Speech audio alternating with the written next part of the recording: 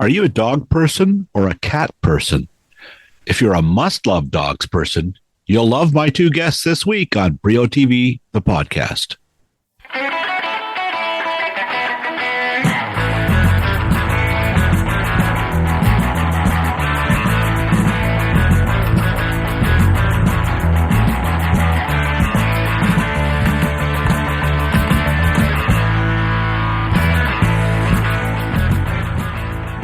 Hi there. Thanks for joining me today. I'm your host, Bill Brio, and if you're a dog lover, you'll love a new series coming to CBC and CBC Gem this month called Must Love Dogs. It features a couple I met last December at the CBC Winter Press Launch, which was held at the Broadcast Centre in Toronto. Their names, Brady Oliveira and Alex Blumberg. They live in Winnipeg and are very dedicated to rescuing and rehoming dogs all across Manitoba. Now, Brady has a pretty exciting day job. He's the star running back with the Winnipeg Blue Bombers, having just re-signed for 3 more seasons with his hometown club. Over his 6 seasons there, he's been the league rushing leader twice, earned 2 All-Star berths, and was part of 2 Grey Cup winning teams. He was also the CFL's most outstanding player in 2024. Alex is equally impressive in her zeal to rescue as many dogs as possible. The real estate agent will crawl under fences and sheds, as you'll see in the pilot episode, to sack and tackle as many puppies as she can. Here they are, Alex Blumberg and Brady Oliveira. Thank you very much for taking the time to do this. And I watched the first episode of Must Love Dogs, and you're crawling under a shed, reaching in for puppies, and it's like terrifying. Yeah. What the hell is in there? We knew it was puppies. Yeah. So Well, you don't know what else is in there. yeah, you know what? I actually never thought about that. Yeah. That's I think true. you get so stuck in the moment of all you can think about is how do we bring these puppies into rescue to make sure that they're safe and sound, and the mom as well. So you kind of don't think about all the other things, right? Yeah. I think we haven't seen it, but just from my recollection of that rescue in particular, I remember, Alex's hand was reaching out. We had to get a jack to jack up the shed, and her arm was under there, and I'm like, if this jack isn't properly secured on it, your arm is crushed. Yeah. And so again, in the moment, you're not thinking about those things, right? But I think I said better mine than yours. You might have said that, yeah. You need yours for football. Yeah, no, for sure. You probably used your 2 arms for other things, so you don't want to lose one. No, I definitely don't want to lose one, but if it meant saving puppies. Wow, Good for you. Yeah.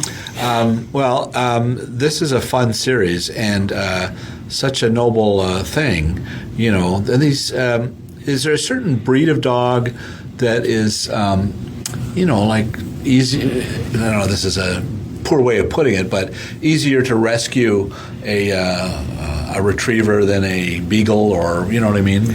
I don't necessarily think it's about the breed. Probably like the age of the dog and how long they've been surviving on their own. So typically, puppies sometimes are easier to get unless they've been put in very small spaces that we have to try to get them. But as the dog gets older and has less human contact, they become more feral. And then becomes increasingly harder to rescue them, for sure. But breed specific, not really. Definitely how much human interaction they've had. Yeah, because puppies typically are usually the easiest if you get them at a young age, where they haven't been in this world long enough to know what really human interaction looks like. Mm-hmm. It's as they get older and they have less human interaction, and as they get 1 years old, 2 years old, 3 years old, 4 years old, whatever it is, with no human interaction, those dogs now become feral, and good luck trying to get them. That will require a live trap. But it's more so just kind of the interactions that they've had with humans is kind of what we base it off of, and we kind of know pretty quickly, okay, this dog is semi-feral, probably has had some interaction with humans, maybe not the most positive interactions, might be a little challenging, and then there's some that don't even want to give you the time of day, and those take a lot more. Well, I think, you each had 2 dogs coming into the relationship, and they look to be fairly mature dogs. Yeah. So they're sometimes a little hard to mix, right? How did they get along at first? So I had Lady. She's 13 now, and Brady had Nellie and Gunner. Lady was the challenging one for sure. And Nellie was used to only being the first dog. Like, she was my OG dog, and she, even when I brought Gunner into the mix, she was like, okay, who's this dog? Like, whatever, I'll deal with him. But he's a boy. And then when Alex and I met, and and the lady being a female and Nellie being a female, they duked it out a bit. They duked it out a little bit in the beginning, and now they love each other. I love to say that they love each other, but I might like to say that they just tolerate each other. You know, they just like live in the same household. And then Alex and I rescued Wasabi in Bali. Wow. And we ended up, adding him to our pack. And I think at that point, like, he just fit in. Like, we bring in so many fosters and dogs. Our dogs are kind of just like, ugh, another one. And then he stayed, and they're like, okay, I guess we'll give him the time of day because he's actually sticking around. But for the most part, I would say, like, dogs are very social animals and they want to be around other dogs. So with proper introduction, usually 9 times out of 10, they're going to be able to get along with each other. There's obviously situations where that isn't the case. Lady was like that for a long time, but with enough time and patience and doing it the right way, now they all live together and happy. It must be hard giving up some of these that you rescue, right? Oh, yeah. Impossible. If we could keep them all, we would. It's difficult. In our time of doing rescue, there's been thousands of dogs that we've rescued together, and there's been a few for sure that we create that special bond with them, and you want to keep them, but you can't keep them all, and you understand that there's families out there that would love to adopt these dogs, so you kind of make that decision. But yeah, unfortunately, I mean, if it was up to me or us, if the city limits allowed us to have 10 dogs, we'd have 10 dogs. But the rule is 4, and we have 4 in Winnipeg. So that's the rule in the city, and we're inside city limits, so we follow the rules. And we got 4. 4 dogs and 3 cats. Yes. Can you? I don't know. So I know this. So you can have 4 dogs for sure. And if you do want to foster a 5th or a 6th, that is allowed because it's not long term. So we do that. You'll see in season 1 of Must Love Dogs that there was a time during the season where we had 15 dogs at our house.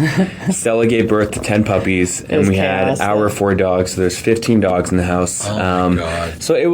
So we follow the rules in the sense of we have our 4 dogs that are long term. Then we might have some fosters that are very short term. But if it was up to us, I don't know if we could have a cat, we'd have a cat. But our dog lady, very prey driven. We just adopted 2 rats though. Did you? We did. 2 rats. Yes. Alex did. Okay, right. So I did. But now I love them now. Yeah. Really? I was on the road playing in Montreal in that playoff game and for the East semifinal, and I come home and she did it. She went to the Humane Society and adopted 2 rats. The whole cage was set up. I'm like, okay, so we got 2 rat kids now. Pink tail and white, like one's white and one's gray. Wow. But they're very cute. Yeah. And you know what? I've never ever in a million years would think that I'd have pet rats, and now that Alex brought them into our home, I love them. Wow. Like they're very smart. They're sweet. They have cool personalities. Like it's cool. Really? Yeah. Okay, sit. Be good. Brady and Alex will be right back.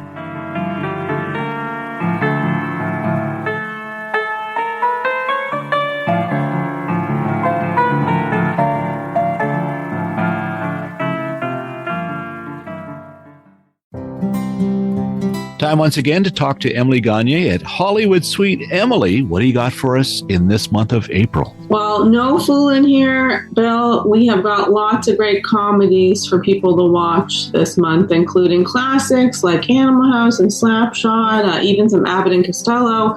But we also have like some more modern silly faves like Billy Madison and Step Brothers and Baby Mama. Okay, wait a minute. Abbott and Costello, give me a title. Meet the Invisible Man. Oh, I heard the Invisible Man will not be seen tonight. That's what they say. Yeah, I heard about that. Okay, well, do you have any series as well as movies? Yes, we have a new series this month called The Guest. It's a UK thriller, and it's about a cleaner and her rich boss. It's kind of like that movie The Housemaid, but a full series. Wow. And is Christopher Guest in The Guest? I wish. Yeah. Oh, well, can't have everything. Okay, that's kind of fun. We'll look forward to that in April. Thank you, Emily. Thanks, Bill. You ain't nothing but a hound dog. Here they are again, Alex Blumberg and Brady Oliveira. That's a lot of dog food. I mean, my gosh, the amount of dog food. And I a niece, my wife's niece, has this beautiful dog, and we bought some dog food, and we wanted to get the best kind, and we were kind of shocked. It's pretty expensive, right? About $120, $130 a bag. Yeah, so we like to feed our dogs, obviously, top quality food, and Alex and I don't have kids. Yeah. And we do work really hard in our professions, so we feel like, we will spoil our dogs, and if it is expensive, so be it. We don't have many expenses in our life. I feel like kids, would be more expensive maybe. I don't know. I don't think so. Right? So, it's $130. We go through one bag a week. I can imagine a kid is more expensive than $100 a week. To put the dog through university, that's one thing, right? Yeah. That's right. Unless they're really smart dogs. And you know what? I think about my time in college. I was very fortunate to be on a full ride scholarship at the University of North Dakota, but my scholarship a year was $30,000 USD. Yeah, nah. Wow. Our kid's not going to we don't got to worry about that. No kids. Just dogs, and they don't got to go to school. Right. Yeah. Were you on an athletic scholarship, obviously? I mean, I was on an athletic scholarship and then did my studies there and graduated with a criminal justice degree. Wow, really? Yeah. Good school? Great school, yeah. I had a great experience there. I mean, it's so close to Winnipeg, about 2.5 hours. So every game my mom was there, I had family, friends, and it was a great experience. It's mind-blowing. A friend of mine lives in Exeter, further west in Ontario, and is a real Michigan State fan. Mm-hmm. So we've gone to a couple of games. I've gone. He's gone forever. And it's mind-blowing to see 80,000 people to see a college game. It's crazy. And I remember years ago when I see the North Carolina game and things, it was just such a, from here, my perspective, and going to U of T, you'd maybe get 2,000 people. Yeah. So that you having that experience must really be a mind blower, right? When you were it was. I mean, you played in front of some big crowds. Yeah, like I've played in bigger crowds in college than I'll ever play at in the Canadian Football League. The Grey Cup. I've been very fortunate to play my entire career with the Winnipeg Blue Bombers so far, and this past season we just sold out every single game, which was the first organization to ever do so, of over 33,000 fans. But in college, I remember we played against Washington. In Washington, it was their home opener, and they had 72,000 people there. It's crazy. You know what I mean? Yeah. So it was just like, next level. You can't even compare it. You've had a stellar career. You've won, best Canadian, best player. It's pretty exciting. So congratulations. Yeah, thanks. It's been a good run. I mean, I think it makes it even better that I get to do that in my hometown. I'm a proud Winnipegger and playing for the Bombers. Oh, it must be amazing. Yeah, a team that I grew up watching, and, it's cool. I was interviewing Billy Bob Thornton, the actor? Yeah. And he's on Landman now, right? And he went to a Saskatchewan Roughrider game. Okay. He was shooting a series in there, and he just never stopped talking about it. He says, it's winter. There's people in the crowd, they're stripped to the waist, they're wearing watermelons on their head. Like he'd never, as an American who's into, he'd just never seen anything like this, right? That's Winnipeg, it's too. It's different. Tops off, and I'm like, it's like minus 15 outside. Like, what are you guys doing? But then again, my brother is one of them doing it. It's a very special league, and we got great fans across this country that support the CFL, and it's what makes it special. Obviously, we're a gate-driven league, and having the fans behind us is what makes it. It's an exciting game. I'm just curious. There's going to be some rule changes coming up. Are you a pro or a con? What's happening? There's a few things that are pretty radical for. Of course, yeah. I'm a pro in the sense of trying to expand and grow the league, but I'm a con in the sense of what makes our game unique and different. Like, for example, I would love for them to keep the 55-yard line. I think you look at every football league across the world, no one else has the 55-yard line but the Canadian Football League, and that's what makes us special. So I think just if you want to move the uprights back, that's fine. Shorten the end zone, that's fine. But just keep the 55-yard line, because I think those are one of the things that makes the CFL so unique. I agree, absolutely. Have you been able to take the dogs to the field? Have you turned them loose on the playing surface of the Winnipeg Blue Bombers? Yeah, you know what? I've never done that. They have actually been in the stadium. They've been in the locker room. Yeah. They've been in my locker. I got a picture with them by my locker. But never on the field. They've never ripped around the field. I always wanted them to, but I feel like their concern is if they pee or poo. I suppose. But wintertime would be fine. Yeah, we should bring it up. Well, you can take them to the Tycat field or the Argos and then let them pee there. Yeah, that's a good idea. No, I should let them pee. Yeah, Sask. We don't like the riders. Oh, okay. Yeah. I get it. Yeah. What else are we going to see? I've only seen the first episode. Is there other specific things you want to single out or mention that you're going to encounter this year? I mean, we haven't even seen the first episode, but... No? But there's seen your show yet? We have no. I mean, I've got it here on my laptop. Oh, yeah, you can show us. Yeah, you can show us after this. Do. You know what? It's going to be such an amazing show. A lot of emotions, a lot of ups, a lot of downs. But at the end of the day, the main, I think, purpose of it is to just spread awareness and to shine a light on these dogs that can't speak for themselves, right? And to just show people the problems that we have in our own backyard with all of these stray dogs. And yeah, I hope people are going to love it, and I hope more people adopt, and it just spreads awareness for rescue dogs. I think there's a few things that are going to be super cool about the show. I think it's going to show just two regular people that have a passion and have a purpose that they're living out. So whatever your calling is, whatever your purpose is, like, go and do that. And if it so happens to be dogs and animals, well, we're going to show you ways that you can get involved. And also, it's going to give you a pretty cool insight on, my football career and the highs and the lows, the trials and tribulations. For example, you'll see I battled with a shoulder injury pretty early on.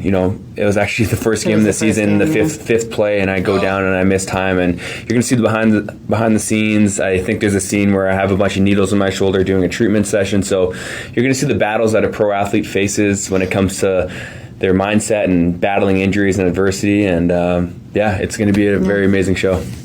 It's crazy when you see, like on the weekend I watched the quarterback who had, was it Seattle? He had a hand in a cast, and he played anyway. Like, it wasn't his throwing hand, but to work through that, it's got to be painful. I mean, if they would have let you play, you would have. Yeah, I mean, so you'll see, I talk about in the show, the timeline they gave me was 6 to 8 weeks. And for me, if you doubt me, I'm going to prove you wrong and kind of, show you I'm going to bounce back quicker than anyone. So I only missed 2 games. Wow. I definitely battled with, building back that confidence up, and shoulder definitely wasn't at 100%. So I battled with that for a number of weeks, had a nasty tape job every single week that you'd see if you watched the tape. But as the weeks went on, it got better. But yeah, you'll kind of see it is stressful as an athlete dealing with injuries. Oh, I bet. For sure. We'll be right back with the two-legged stars of Must Love Dogs in just a moment.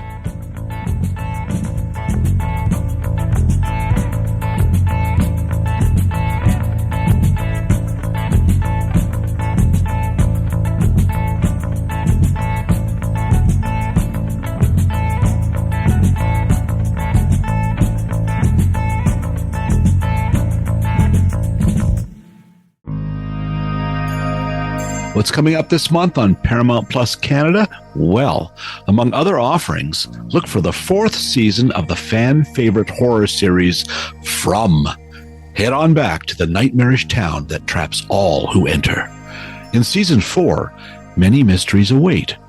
Who is the man in yellow, and what does he want? Will Jade and Tabitha's revelation be the key to finally sending them home? How much longer can Boyd hold the town together? Season 4 will open doors that some in town will end up wishing had remained closed.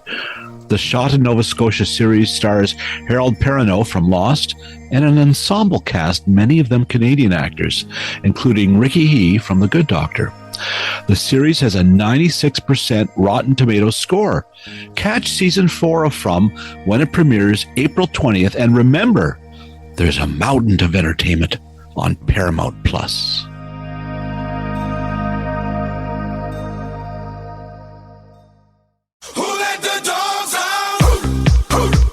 And we're back. Did you both grow up with dogs?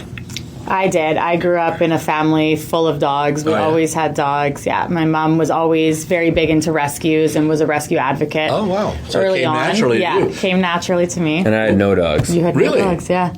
I grew up with no, and everyone thinks you like had a bunny. Everyone knows me as like this dog dude, not as a professional football player, which I actually prefer. I love being known as a dog person, but my aunts and uncles always had dogs, so I always greet the dogs when I was younger, going to the door. Dogs first, then the human second. But I always told my mom, that parent gives the same speech of, it's a big responsibility. Who's going to walk the dog? Who's going to pick up the poo? All that stuff, right? So I told her that when I'm old enough, Mom, I will have 3 to 4 dogs and just you watch. And I told her this when I was a young kid, and I told her all the time, and I guess I spoke it to existence because like we have 4 dogs. We manifested that. Now I got 4 dogs. TV show which to prove it. Is so crazy. Exactly. Yeah. What's the biggest mistake people make when they adopt a dog? I think when you're adopting a rescue dog, you just have to be patient, right? Like these dogs have been through a lot, but that being said, every dog, like they're still dogs, whether you get it from a breeder or a rescue. Everyone thinks that rescue dogs are going to be damaged and aggressive and all of these other things, and it's not the case. Like they're so resilient, they're so forgiving, they're so loving, and they know that they've been saved. So when you rescue a dog, it's just like it's a different type of love that you get from them. Like you can't explain it unless you have a rescue dog. But yeah, I think like you just have to be patient with that dog and know that like that's going to be the best decision you ever made, bringing that love into your home. I would think there's an opportunity here too to when you're making your shows to cut little TikTok-y moments. I get on my phone popping up and you see these dogs that they're rescued at a kennel and a mange and there's all kinds, and then you sort of quickly in 5 minutes see them become beautiful, healthy dogs. Are you doing kind of little things like that with your show? Are you making different versions? Yeah, I think even before we had the opportunity to do this show, that's kind of what we started doing. I think what kind of allowed us to do this show and being noticed by producers and kind of already building a community of people through our social channels, whether that's on Facebook, TikTok, Instagram. We have a pretty large following with that, and all we started doing was creating videos, creating little reels, TikToks, taking the viewer along the rescue that when you're watching it through your screen, like you're with us. So from rescue to taken to the vet to foster to the whole process to getting adopted, you kind of see that whole thing, and the viewer really got attached to that. Yeah. Was that called Must Love Dogs as well? No. You know what? We were just our personal pages.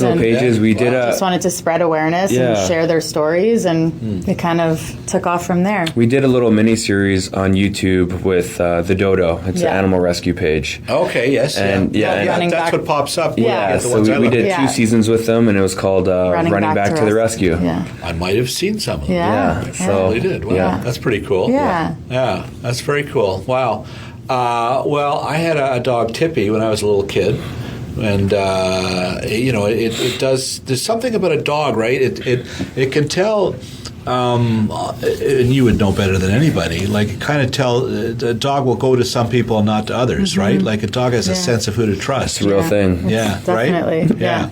I used to always say, like, before you, if Lady didn't like somebody, for sure, right away. I was like, this isn't going to work. Like, I could tell, like, if she wasn't, like, warm towards them, I'm like, you got to go. We're never going to be together. And she did that sometimes? Yeah. Yeah, like dogs, like, they do that. It's did real Lady thing, like Brady right away? Right away. She loves Brady, probably more than me, actually. That's definitely like my girl. That's Daddy's girl. Okay. Yeah, she'll sleep with me. Which is actually a little bit annoying, but that's fine. Because, like, I only knew Lady for, like, over 4 years now. You've had her for way longer than that. Okay, relax, yeah. And she definitely, I think, loves me a little more. There you go. It's a different love, baby. Who's looking after Lady and the rest of them now? Like, Brady's sister, and we also have a dog sitter that helps us out. You got to have backup, right? We have a rat sitter now. We got a dog sitter. We got, it's good that our family's all in Winnipeg. My mom's there. Oh, good. Her dad's there, and her siblings, my siblings. So we got a great support system. I mean, Alex and I we leave for about 3 months in my off season to do a big rescue mission abroad. So we're going to go back to Bali January 1st and do a big rescue mission. So when we leave, we kind of have to figure out, okay, well, where do the 4 dogs go now? Where do the rats go? And we got a good support system of people saying, hey, I'll take my mom will watch 2. We'll have someone staying at her house to watch the other 2, and we found a rat sitter. Which is surprising. She's actually a rat trainer. She's a rat trainer. So our rats are going to be very smart. What do the rats eat? They eat rat food. And they all like little pellets. Yeah. And then they eat like veggies. They love Cheerios. They're very fancy rats. Alex gave them little pieces of steak that we made 2 nights ago. The rats are doing all right. Oh, our rats. They're living. Okay, the cage takes up my entire closet room, which is fine. If you would see this cage, it's like a 6-story condo building complex. It's they got like all these different things in there. Like, they're living the life. Yeah, Amazon packages come every day with rat stuff now. So they must be getting kind of heavy, these guys, right? They're not. They're not fat though. Okay, I'll say this: our pet dog sitter's at the house right now, and she was watching our dogs. I want to say a month ago, and she just messaged us before this interview, actually, and she said, "Oh wow, the rats got so much bigger, and it's only been a month." And I'm like, "Yeah, they eat well. They eat well." Yeah, that's funny. Monsieur Periwinkle and Sir Hamath Reginald. She named them. What are the names? Yeah, Monsieur Periwinkle and Sir Hamath Reginald. Those are pretty fancy names. Exactly, they're fancy rats. Yeah, there you go. Living in their bougie condo. Do you watch other shows? I know there's like a lot of pet shows and things like that. Are you favorites that you watch that are similar? Or?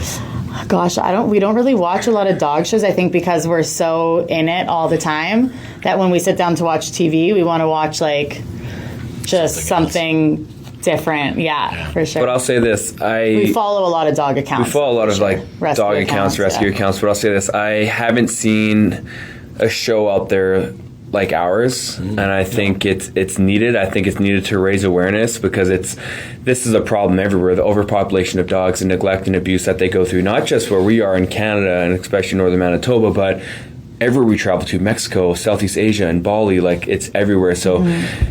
This is, I think, very much needed in the sense of, everyone wants to watch this drama on TV, but I think this is very heartfelt, heartwarming TV, something that's going to make you feel good when you sit down on the couch and finish an episode. So it's going to be very good. It's sweet, and the puppies are so adorable. Aren't they the cutest? Who doesn't like puppies? Yeah. You must love dogs. And you must love dogs if you want to watch a show. You have some here, don't you, today? We did, yes. Yeah.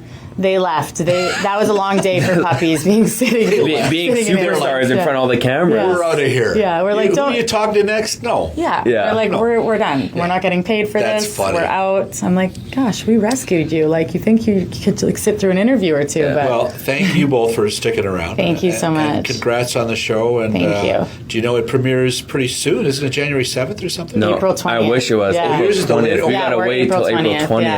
Yeah. So it's still a little bit of a ways away, but I know it is. We're almost in January in the new year, right? So it's coming around. Yeah. All right. Well, safe trip back home. Thank you so much. And it's a fun place, Winnipeg.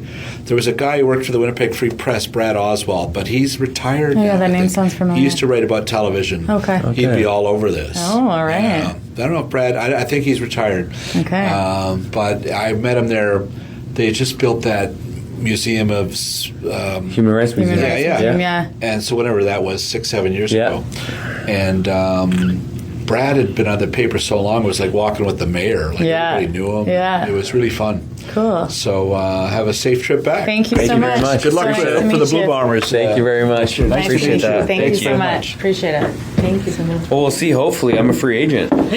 Are you? Oh. I was on the phone with my agent, actually. So we don't know where I'm playing next year, so we'll see. Hopefully, Winnipeg. I think we're close to getting a deal done, actually. So, well, it should make me feel less stressful. So if it doesn't, Argos needs some help. Oh yes, they do at running back. They struggled with that this year. They absolutely didn't have a good run game. And quarterback too. Last year.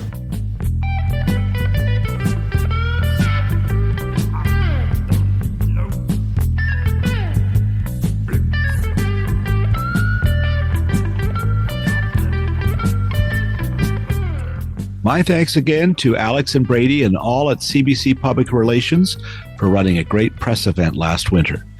Thanks as always to Phil Hong, the all-time rushing leader here at Brio.tv, the podcast, for all the rush jobs he's done over the last 7 years. Kudos as always to those crispy critters, BJ Del Conte and Paul Boudra, as well as my late great friend and piano ace, Stephen Dudley, for the music heard on these episodes. And finally, thank you, listener. If you like what you heard, please spread the word. I'm Bill Brio. Thanks for listening.